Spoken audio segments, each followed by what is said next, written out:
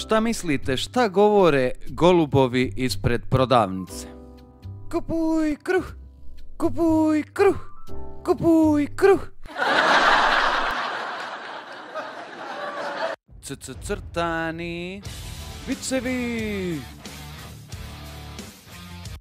Perca i nastavnica, brza matematika. Naučno je dokazano da muškarci sa bradom su privlačniji od žena sa brkovima.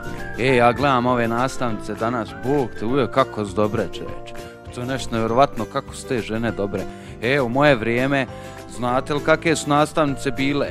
U moje vrijeme su nastavnice bile ovakve.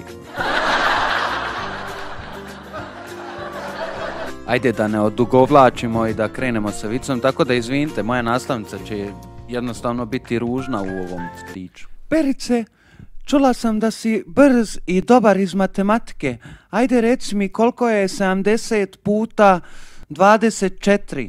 Ja mislim da je 650. Pa Perice, to nije ni blizu. Jeste učiteljica, ali je brza.